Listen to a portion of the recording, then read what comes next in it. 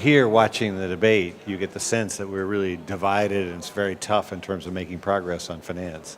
But in fact, on the sidelines, some really exciting things are happening that give us some examples of what we could be doing here in this process.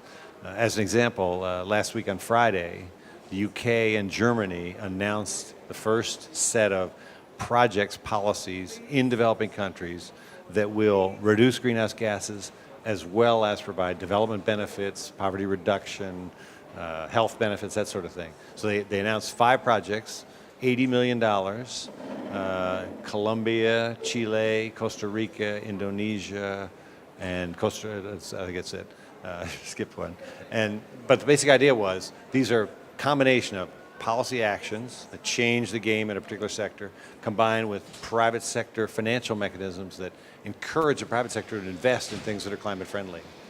And what kind of things are helping to clean up the air? Is it just a case of filters on coal-fired power stations? What kind of measures is this money paying for? This is broader than that. And Right. I'll give you an example. We worked very closely with the government of Colombia in setting this up.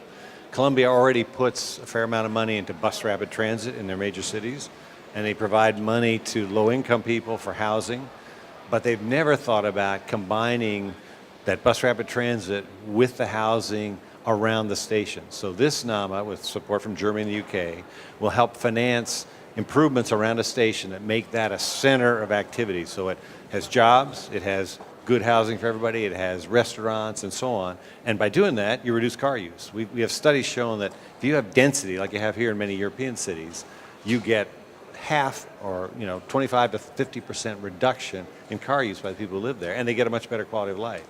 So what makes this exciting, in Colombia's case, we're putting poor people, instead of them living in ghettos in the back country and out in the green fields, they're living right in the station. You have apartment buildings where 25% of the apartments are poor people and others, and you can't tell the difference.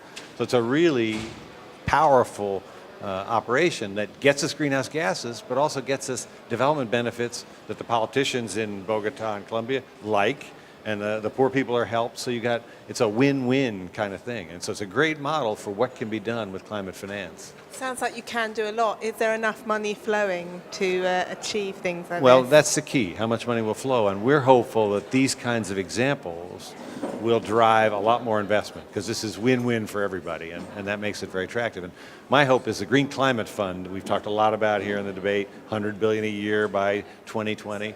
That Green Climate Fund could model after what the UK and Germany have done with this NAMA facility and change the world for a lot of people.